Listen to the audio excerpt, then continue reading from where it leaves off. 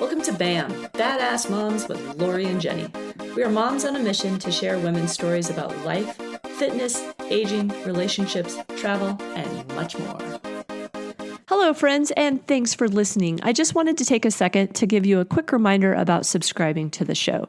If you have not already, just take a moment and do so. This will make sure that you never miss a daily bite or an upcoming episode.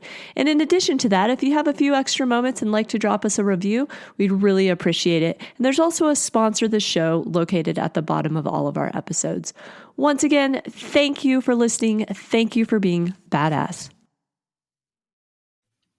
Hello, everybody, and thanks for joining us on another episode of the BAM with Lori and Jenny. Today, we have an amazing guest on our show, Amy Stark. Amy is a master healer, and she's going to tell us all what that means here real shortly. She's also an author who has published her first book called Bridging the Divide, and we're going to talk all about that today. And she has her own podcast, The Stark Transformation Show. She's a badass mom, and she has a son that's in 5th grade, and we're going to talk about how she has made all the things happen. We're going to, dive into her journey, and we're very excited to have you on the show, Amy. So thanks for joining us. Well, I'm excited to be here. Yay. So many questions.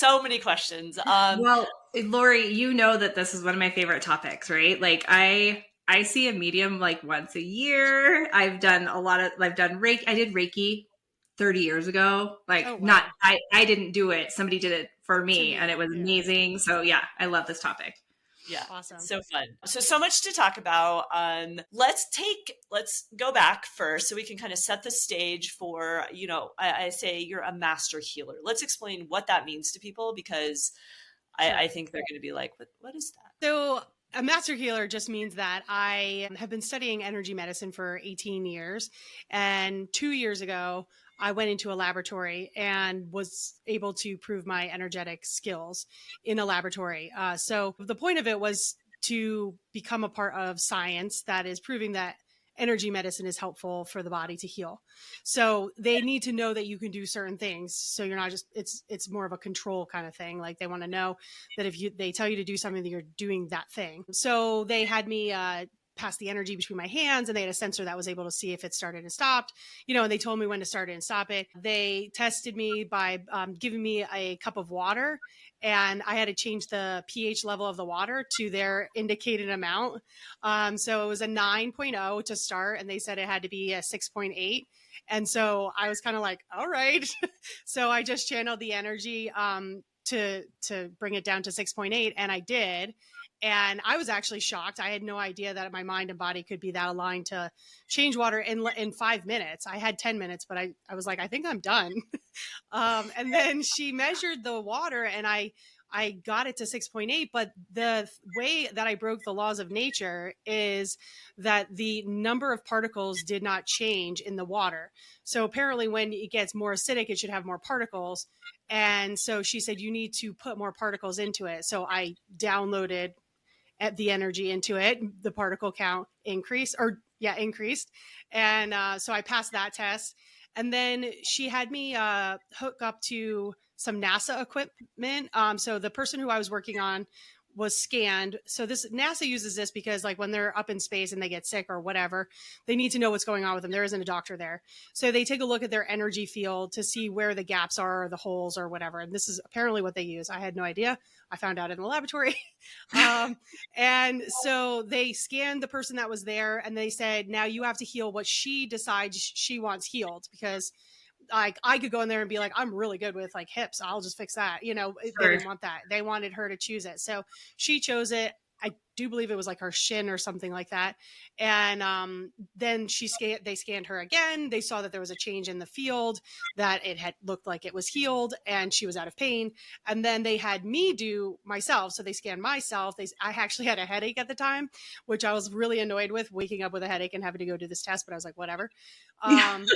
So she's like, well, why don't you work on your headache? So then I worked on my headache and you could see a change there. And then one of the last things they had me do was some people run DC current from their body, which I had long suspected that I do because I was able to jumpstart 2 cars with my energy that had dead batteries. What? So, I also like tend to like drain a like if I'm too emotional or excited about something and somebody hands me like a phone, like a regular iPhone, I can drain the battery very quickly. I, but It's like a dirty accidentally, trick.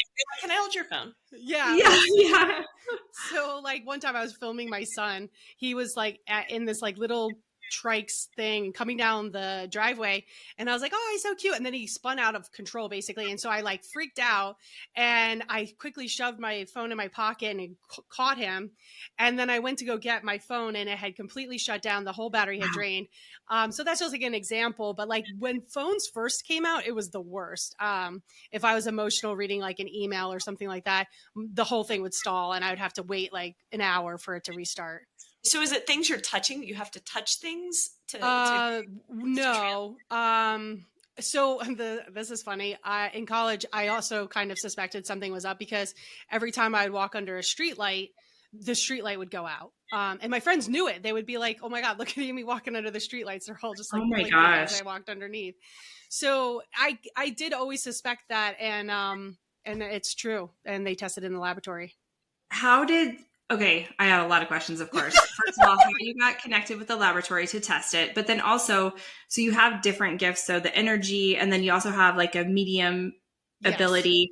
How did you determine that you had all of these different gifts, and did they come all at once, or was it like one came first and then the other? The weird thing is I was a science teacher. So I was teaching in a school for students with emotional disturbances in Brooklyn, in one of the most dangerous schools in Manhattan or New York City. And I got really stressed out. So I started meditating and I had to leave that job actually. I could not do it anymore. I was just, it was destroying me. So I started meditating and that's when all these gifts started opening up. As soon as I started to like get really calm, I started to know the future. I started to see things happening, which obviously I was shocked about because I was a science teacher and I just wanted to chill out. And then I was meditating one day and I thought of my twin sister and my eyes started burning. And I was confused because like I was just sitting there. So I opened my eyes and I was like, who was I just thinking about? And I was like, oh, it was Sarah, my twin sister. And then I closed my eyes and my eyes started burning again. I was like, you know what, let me call her and see if she's okay. So I called her and I said, hey, are you okay? And she's like, oh, did mom tell you I have a double pink eye infection? And I was like, what the hell? I'm like, you're all the way in North Carolina. I'm all the way in New York. But then I was like, well, maybe it's just twin tuition. Like maybe that's all that it is. So the next day I'm meditating and my tooth starts hurting. And I'm like, oh, I know how this goes. I'm going to like figure out what this is all about. Sure enough, it was my dad.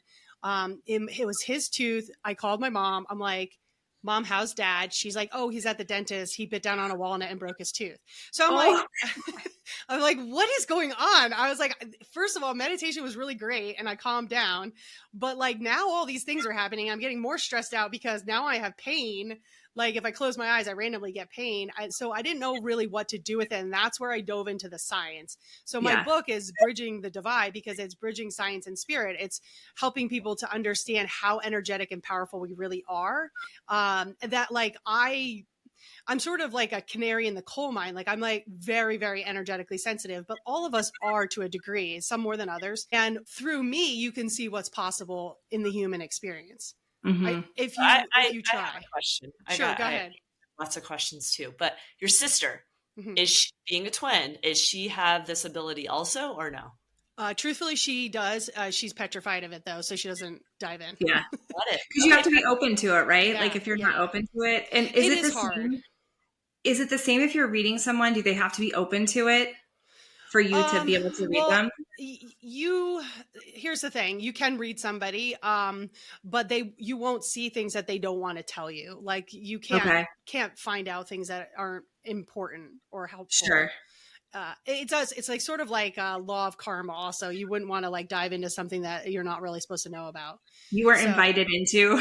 Yeah. Like you have to, it has to be a mutual kind of agreement in order to, do it. And also like, it's not helpful for the person like myself because when I first started out, I was walking down the streets of New York and I'd be like, that person's going to have a heart attack soon. That person, Yeah. just threw up or whatever, like Yeah. I could feel all these things. It wasn't very helpful. And so that's why I was like, what is the point of this? Like, why do I sense pain in other people's bodies? Why do I could scan people's bodies and I could see things going on in their body, like as if I was a human scanner, like a CT scanner, but I wasn't a doctor. So I was like, what is the point of all this? So I started just grabbing at whatever made sense and trying to put it all together. And then that's where I became the healer, because I realized that there's like this class that you can take, which was Reiki, that helped people to understand how the energy flows in the body. And I went and I actually happened to be sitting next to somebody who had Parkinson's disease. And as the teacher came around and started channeling some of the energy and upgrades to this person, he stopped having any tremors. So I was like, that's very interesting. So then I started using my scientific mind as well as the energy, like seeing that I was doing and putting the two together. So I'd be like, okay, if I do this, this happens. If I do that, that happens. And over time, I was able to just kind of put it all together. And honestly, the ultimate like icing on the cake of the whole thing was when I learned EFT, which is emotional freedom technique. And that's where you can tackle the mind, body, and spirit in a way that can transform your life very quickly. Tell everybody what it is and then tell us how, because I've done it and seen like the videos and you're like tapping, but it's like you see people tap it. That's what you're talking about, right? Yeah. You see people tapping, but you're like, well, how does that even work? So tell us a little bit about it. Sure. I was the same way. I was like, this is goofy. It couldn't possibly work. But then I ended up in a energy healing class, the science of energy healing. And they introduced EFT and I was like, I'll listen, and I was blown away because it actually has biological basis for how it transforms our lives. So in my book, of course, I discuss like how that is, because EFT is multidimensional, like mind, body, spirit. It's transforming things. But ultimately what it's doing is it's rewriting the programming that you have in your mind and body about how you see the world. So your programming comes from your trauma or your experiences in your life. So if you want to have a new reality or become a new person, you need to go to the past.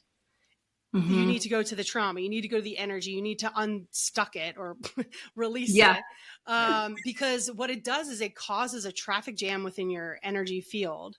So when we systematically do that, we do all these micro shifts and are now going in a different direction, right?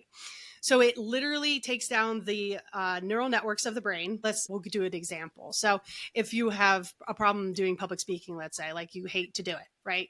It brings up anxiety. Let's say it's a 10. Your body and brain are very aware of that. And not only that, automatically, it's like public speaking. Oh my gosh, I remember when I was in second grade and this happened. And then there's this other time. And then there's this other time. I am not doing it, like all that trauma. And you're hijacked at that point. Like your nervous system is taking over. It is trying to protect you. There's no way you're going to do it, right?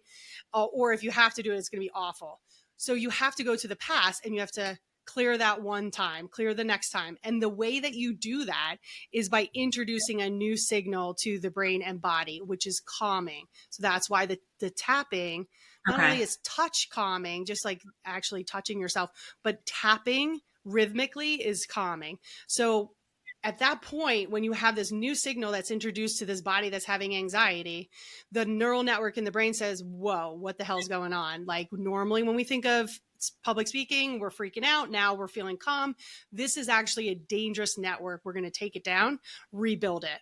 And this happens in the moment, like as you're tapping, and it reorients you to the world in a different way. So you start to see like, oh, that was in second grade. I don't care. I was like not even prepared. I didn't even care, or, that's right. I forgot to even show up for that speech, and that's why it went horribly or whatever. You realize the truth of the matter and you are easily able to let it go because you're older. A lot of times we have this childhood trauma that happens, but it's like we're trying to make sense of the world with like limited understanding. And a lot of times we make misconnections I could talk for a long time about that, but, like here's a quick example. Like there was a mom that wanted her to make her daughter feel included. And so she like set up a blanket on the floor. I saw this all in her energy. And she remembered it once I told her, but like she set a blanket up on the floor and brought all the like cooking supplies down. And like, but the girl wanted to be up at the counter with her mom because that was what was cool to her. So she thought her mom didn't like trust her. And she started developing all these beliefs around what her mom did. And her mom was being great. She was being a great mom. So just always know that like your kids are going to make what they're going to make out of what you do, like whether you like it or not. And you could just deal with it later, in therapy or whatever. Technology's moving along, everything is getting better. But anyway, you want to rewrite that past trauma so that it's not influencing how you show up in the moment and then thus creating your future. Yeah. Yeah. We've heard this a fair amount, right? And I've seen it play out. So to your point, you do all the things you think are the right things as a parent. And you're like, you can do everything perfectly. Mm-hmm. And I was walking with my daughter and she said something, about her childhood, and it had to do with us paying for something. And we didn't want our kids to be spoiled and entitled. And so we were like, we'll pay for this. You have to pay for this. And she had held on. That really upset her, and she had held on to it. And she's like, well, you wouldn't pay for that for me. And I was like, well, that's actually not like we paid for this and you paid for, but in her head, like we were punishing her and so that, frames your future, right? Like you carry that with you. Right. Yeah. I wasn't good enough for mom to pay for it. Like frame it however it makes sense from her previous experiences. So what's interesting is it develops this whole web or a lens in which you see the world. So if you were in gym class and you didn't get picked, you're like, oh, I'm never good enough. Nobody likes me. Then you start showing up differently because then you're like maybe a little bit more awkward. You maybe don't say things as much. So it's like a continuing layering on of things that happen to you that creates how you interact with the world. And the best way is to go back, basically pull that original event out, like from the roots, basically in your brain and body. And it changes everything. It's unbelievable. So from a energetic perspective, once you go through this process, which you're tapping and talking, there's a certain statement that you say. And even though I'm afraid of public speaking or whatever, I deeply love and accept myself. The love and acceptance is super important as well, because you're loving on yourself. You're accepting where you're at. It's like, whatever, this is where we are. We need to start here. And that's what propels you forward, is because you need, a lot of people refuse to accept where they're at. They're like, no, but I want to be over here. It's like, no. You ain't getting over there until you know where you are. You have to know what the steps you have to take to get there. So, I just love, it's a fantastic tool. And when you do all that rewriting, you release that old trauma, that energy starts flowing amazingly. And all of a sudden there's a big golden light comes back and fills in the body to the original imprint that it was at before the trauma happened. Like you said, people have to be open to this. People have to go in and have an open mind, because if they go in and they're like, okay, and they're just not going to. Yeah, if you don't give it the old college try, it's not going to work for you. I mean, it will, biologically, it should work for you. I mean, we're all wired the same. We have cells that communicate through energy. We have fascia that holds on to that energy and information. I mean, it's all there. We have a neural network. We have a reticular activating system that sees things. I mean, we're all built very similarly, but if you don't tune into how you're feeling, or you don't ask the right questions of yourself, it's not going to produce the results that you're looking for.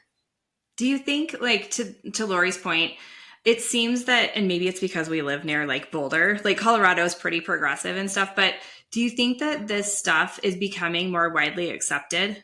I do. I definitely have seen a shift over the last 10 years towards this. And honestly, the new shift that's coming is called quantum psychosomatic healing. Okay. So it's basically exactly what I'm talking about. It's honoring the fact that we're made up of energy. It's honoring the nervous system and how it processes trauma. So when we are in a state of trauma, this is really important. I discuss this in Bridging the Divide, because a lot of people don't really understand what trauma is. They think it has to be like absolutely awful, but there's big T, little t, and that's important to know. But ultimately, trauma is a state of overwhelm. The person does not know what to do in the moment. Mm-hmm. And oftentimes they feel alone, which is even more traumatic, which also is like another form of trauma. But ultimately, the memory gets split, like of what happened, into a Mm-hmm. picture and an emotion. And that emotion is tied to the nervous system. And they will stay forever separated because you got in a state of overwhelm until they were reunited. And when they're reunited through something like tapping, where you're talking and tapping on the body, you're reuniting the talking and the body, and the memory can come together and get processed. So it's almost like you can see the full picture. So like the truth of the matter. Yeah. Yeah. Okay. That's fascinating. I have to ask. Well, there's two things. So telepathy tapes was one. I don't know if you've listened to it, but I'm like, I loved it. I love it so much. So I found that fascinating, and that we all have this ability to communicate through energy. But then you mentioned you were injured and healed yourself, and Joe Dispenza. Do you follow him at all? Yeah, of course. Okay. And so, I mean, he talks about that a lot, but tell us a little bit about that situation. And is that kind of what got you down this path, like started down this path? Actually, truthfully, yes. Because at 16 years old, I played soccer. I absolutely loved it. It was like my thing. That gave me confidence and just loved life. Otherwise, it was kind of miserable for me.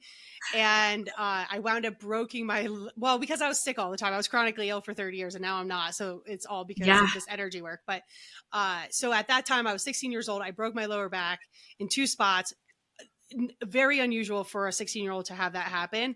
So the doctors did not diagnose me for 3 months. They kept being like, "Oh, you're fine. It's just a slip disc. Like, you're going to be fine." And was this in soccer? You brought Yeah, it's a genetic weakness that can happen to a certain population. And one of the moves that I used to always do in soccer was like a very fast twist. I played for 25 years. So like it was a lot of wear and tear on my body. At that time, I was only 16, but still nonetheless a lot of wear and tear. And so I was forced to lay in bed for 9 months of my junior year, in a body brace. And I went finally after 3 months. My mom was like, "I got you a specialist, but he's in New York City." It was the most painful drive of my life getting into New York City. And then when we arrived, I'm like, tears are streaming down my face. I just lay down on the floor of the doctor's office. They call me in. This guy, this is why you go see experts. But he's like, turn this way, turn that way, turn the other way. And he's like, "Oh, I know what's wrong with you. You broke your, L5 in 2 spots, and you're going to need a body brace, but you'll never play soccer again. You'll never play sports. You'll never have a stand-up job. You'll never have a sit-down job."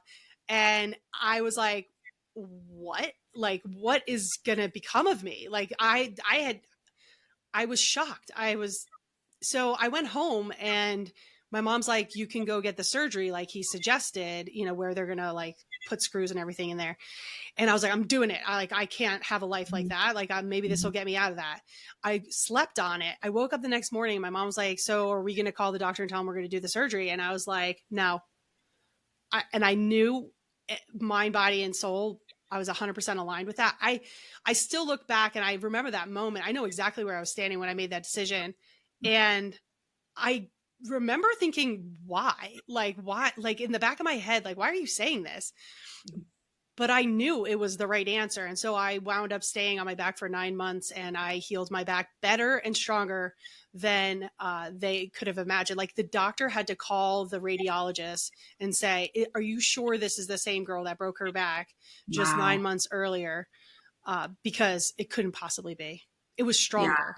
Yeah. Wow. After that amount of time, after the self-healing you did, you were back to being able to do most things? Well, because of the atrophy that I had, it took another 2 years to really recover. And then truthfully, I went out on the soccer field and broke my ankle in 3 spots on the first day. No. Yep. So then I recovered from that, and then I played for another 10 years.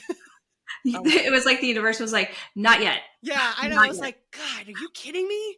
And I was at Syracuse, like, and I'm like hobbling up and down these hills with like a broken ankle. I'm like, come on, Amy, how old are you? Like, Yeah. what is up? So, Okay, so I want to talk about being a mom. So you have a son, and I want to talk about how obviously he's very aware, I'm sure, of your powers, Yeah. right? Like I think our children are all aware of our mom powers, but Yeah. you're so he's like, yeah, my mom she is badass. So how has it been raising him, and when he started to notice things maybe with you that you had some capabilities that maybe other moms didn't have? So, I mean, I just to clear up the things, I'm a gay mom, so that he already had to deal with that. So I kind of was like, I'm not gonna like layer on everything. So for a long time, he kind of just didn't really know. So like I would say probably like around 5, I started maybe talking to him about it. Though we talked about certain things like meditation, mindfulness, how we talk to ourselves, like those kinds of things. So I just didn't want him to have to navigate that and just like the super weird mom. Anyway, so he's been great. Like, first of all, every day I look at him and I can see the light that's in him and the light that was squashed in me when I was a child and how I didn't feel like I could be myself. And I am overjoyed to see that in him. And also I'm aware of how much healing I've gone through because of that. And I always wanted to be a mom, and I never could have imagined it was going to be as good as it is right now, or as it's been. Like, he's literally perfect. Oh, I love it. Yeah. So I have a question. I have another friend, and she has a son, and they're a lesbian relationship, and they actually, her son calls one of them something else because they got so tired of hearing mom, mom, mom, mom, mom, mom, mom. So I didn't know if there was like a special name. So I'm mommy or mom, and she's mama.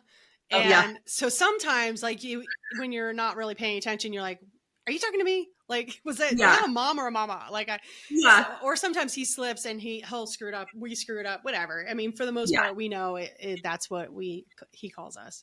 But to that extent, I mean, if any of us are out in public and somebody yells mom, my kids are out of the freaking house and I still turn around. So I don't know that you ever get away from that. Yeah, right. Oh, that's crazy. And I know we had kind of chatted about this previously on our pre-call, but I had asked Amy if she had seen any signs in her son of this ability. Oh, yeah. He definitely, when he was a child, right away, I saw some signs that he has these abilities. He is 10, almost 11. So he's like a little bit want to be the cool kid. Yeah. And again, he has a mom that's a psychic medium and a lesbian. So let's give grace. Well, thank God he's handsome. I love that. Well, I have to say though, I mean, eventually he'll see the gift that it is, and you've cultivated that in him. So if he chooses to go that route, okay, I have to ask just like a very blunt question, but I love mediums and like talking to mediums. So do you see dead people, and do you see anything with me and Lori right now? Like, are our relatives here? Like, how does that work for you? So I do. So it was very interesting when it first started happening. Of course, I was very shocked and also scared. The first time was when I was sleeping and I woke up and there was somebody there.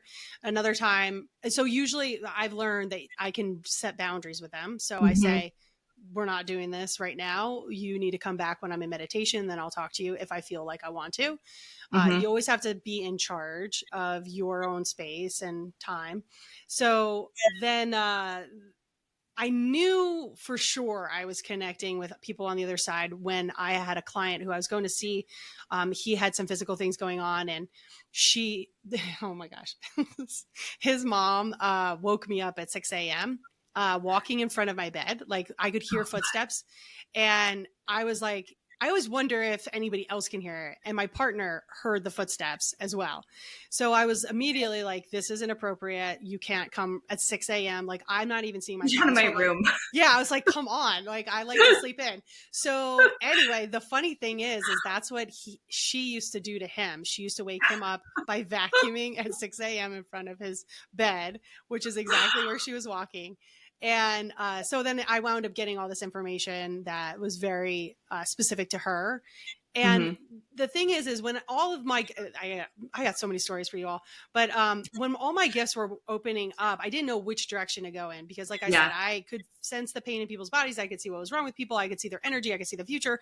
I could talk to people who crossed over. To me, energy is energy. I just read it like the English language in a book. So I can, it's like picking up different streams of information. So I didn't know whether or not I was going to become a medium, because that was happening and I was getting all these messages. And then I was walking through New York City and I saw and this is in Bridging the Divide as well, this story. I saw a church that had like a fire sale going on with books, trying to raise money and whatever. But there was like 1,000 books and I only had like 5 minutes. And I was like, let me go in there and just say, Spirit, give me a sign of which book is the one that I'm supposed to get. And they literally, a beam of light came down on the book. I went right to it, picked it up, and I heard there's a message in there for you. And I was like, oh my God, this is amazing. This is really working out. Like the movie Serendipity, where she finds the phone number. Yeah, right. I'm dating myself. You're gonna freak. So I look at it. I look on the front cover, because usually it says like to Amy on the front cover. You know, it was just some other Amy. And it's nothing's there. I start like flipping through the pages to see if there's anything, nothing. I'm like, oh, duh. Like the message is in the book, because it was about mediumship. And I had been asking, should I be a medium? Because that was what was happening. So I take the book home. I start reading. It's John Edward book. Yeah. I say Edwards, but it's Edward. Yeah. Anyway, I'm reading the book. A note falls out and it says, Dear Amy. Shut up. I swear to God, I have the book. I could show you right now the picture of it. It says, Dear Amy, this is not really your gift. And I had been wondering if mediumship was my gift, right? Oh my God. And the person had bought the book for Amy, and the note said, this is not your gift. And it said, like, we got you a subscription to his newsletter, because I guess you had to pay back in the day. Okay, and then it said, love, Andy, Kate, and 2 other names. And then she obviously donated the book with the note in it. I found it. Spirit told me where to find it, to be like, mediumship is not your gift. But I use mediumship when I'm working with my clients. So like if there's stuck energy and it's like usually intergenerational trauma, the soul that has crossed over will come forward and say, okay, and I have this in Bridging the Divide as well, this story of why my one client didn't want to step into her new job. Like she wanted to start a business, and her, I think it was grandfather, had stepped into his own business, like started it, and then got very unhealthy and lost everything. So like that was still stuck inside her DNA and her energy, and she needed to clear that. So he came forward to be like, hey, guess what? This is what's keeping her back, from starting her business. So it's very interesting how it all comes together, but I just go with like the flow and whatever the energy is telling me to do. Well, and when my dad passed away 3 years ago, and we would have conversations about this kind of stuff, and he would always say, we're just energy. So I'll be here. It's just energy. I'll just be in a different form, which gave me a lot of peace after he did pass away, knowing he's still there. Yeah. So anyway, he is behind you, on your right side. Yeah. Very I would not be surprised at all. What's that? I'm not surprised at all. Yeah, he has a very solid presence, very, very, very nice presence, like a nice, calm man.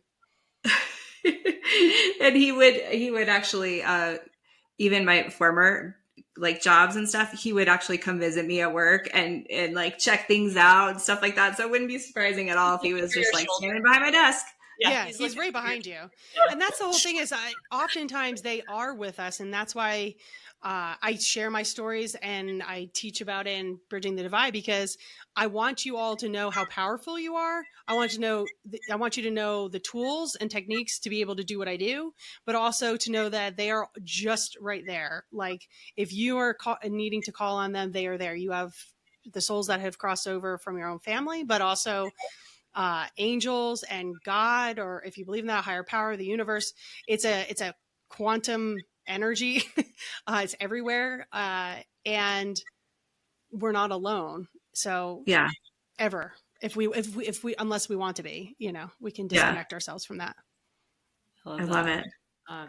I feel like we have and so much Lori, more. I know, I'm like, you have a female Lori on your, that's your left side. Yeah. maybe it's my grandma. Yeah, it is. It is your grandmother. What's her name? Her name was Christina. Okay, yeah, she was kind of making those I'm not good with names. I felt like it was like tick tick tick tick.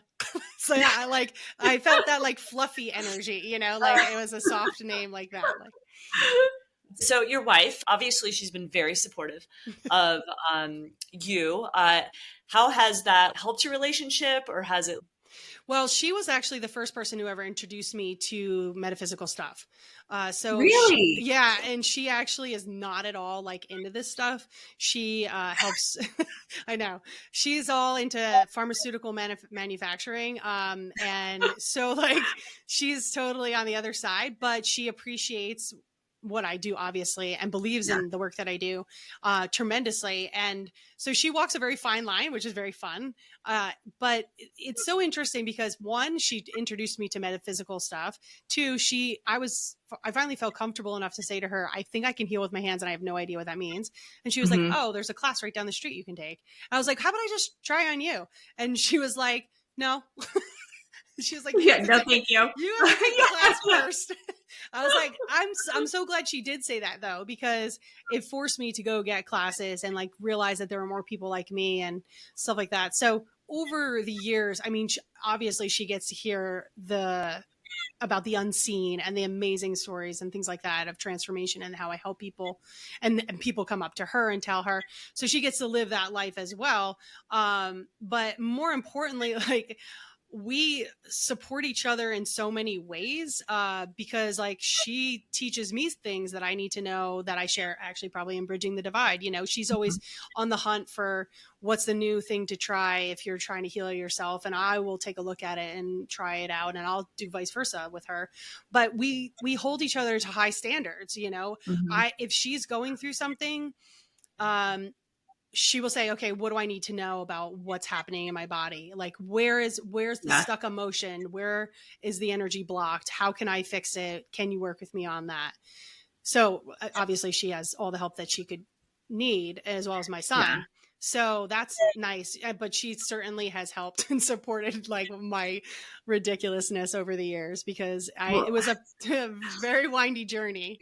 It's probably good that she's not into all this stuff, because I think about like if I had married someone who was, oh my God, they would leave me in about 6 months because they'd be so tired of me asking questions. What is this? What is this? Do you see this? Do you know what I mean? Like, you need that balance. Yeah. We're very much yin and yang. I always say the best thing I ever did was marry a neurotypical person, because like she takes care, like the car is all taken care of.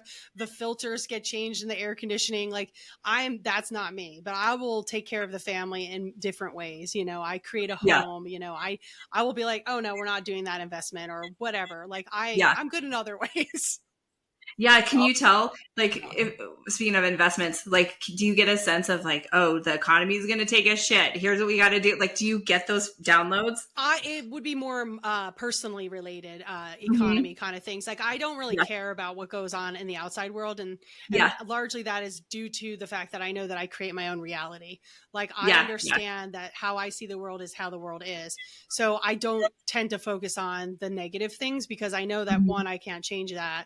Also, I'm not interested in things I can't change. So I would rather help the people that are in front of me, or, that's why I'm Bridging the Divide, to help masses of people.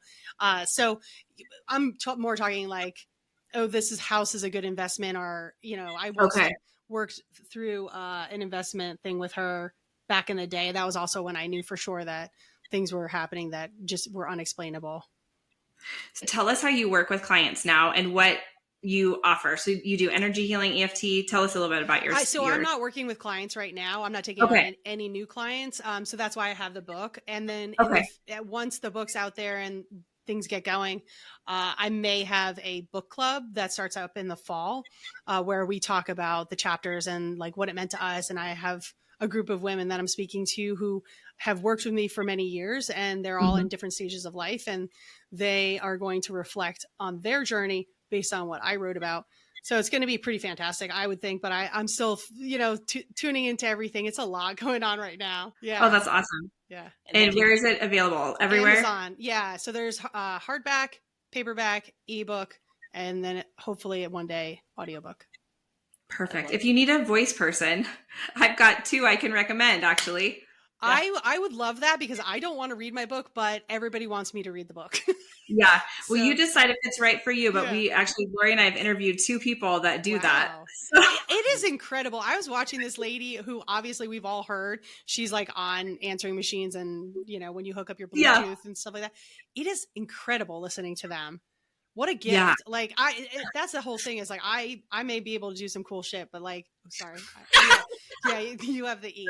My podcast is also E. Like words are energy to me. So, that was one of the first things I was like, it has to have the E. Yeah, I know. I wonder how many people didn't listen because of that, but I don't really care. Exactly. You find your tribe. Yeah. I'm like, if it annoys them, then I'm not for them. Yeah. Exactly. He likes to say fuck all the time. So. I do. Yeah.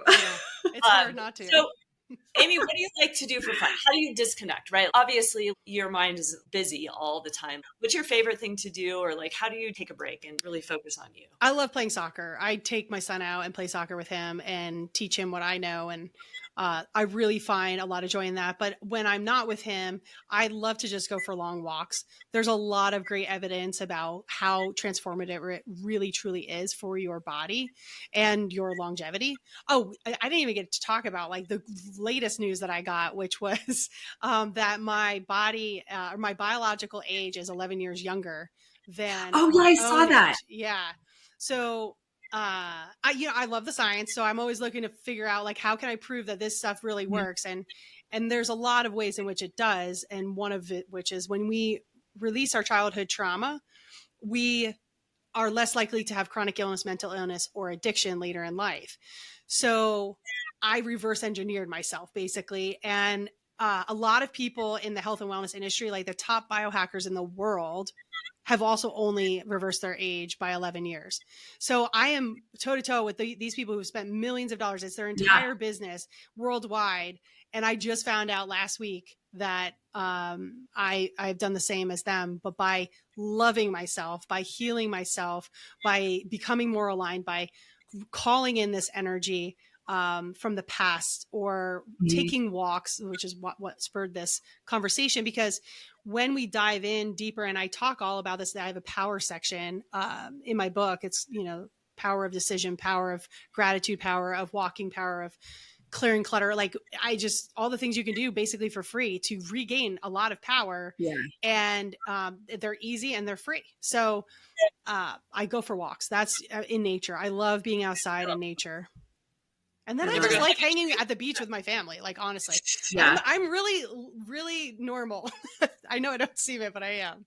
Amy, you got to hug a tree. We've had a guest on our podcast, Haley, who's like bathing.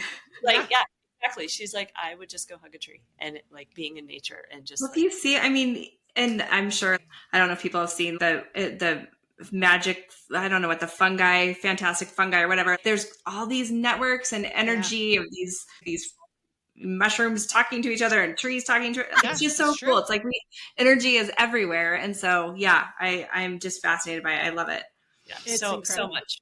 We could spend hours and hours. But we want to know, what are you most proud of? My son. I would say, he's just such a kind, loving human being. But I would also say I'm really proud of Bridging the Divide, that it finally came to fruition. Here, I'll show you. How long did it take you?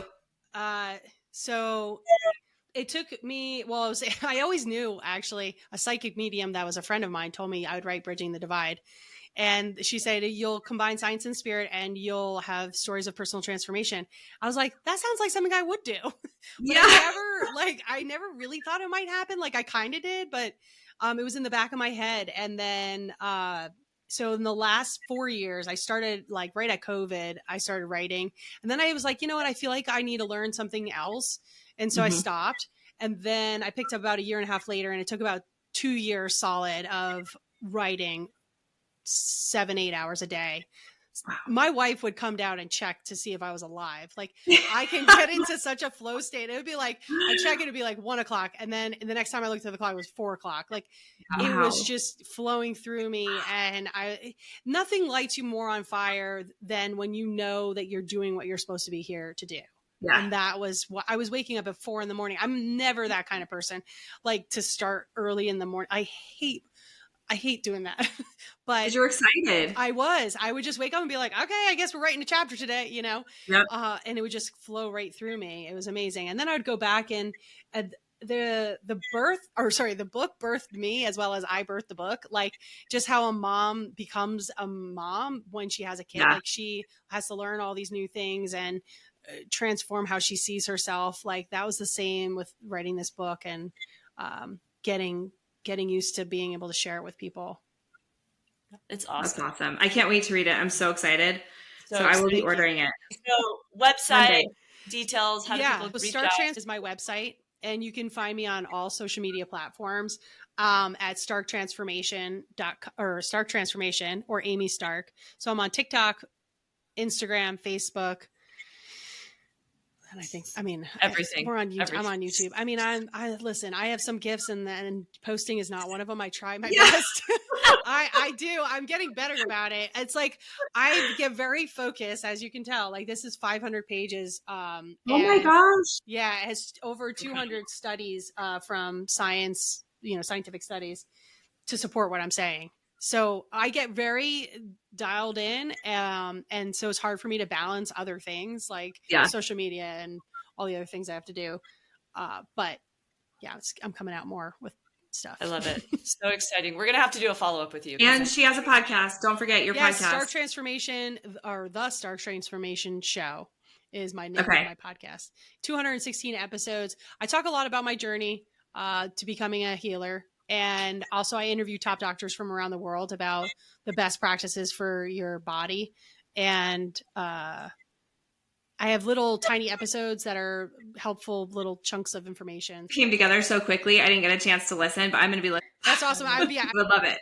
We would love Let us read the book first, and then we'll have even more questions. Yeah, I love it when people read the book and they're so fired up about it.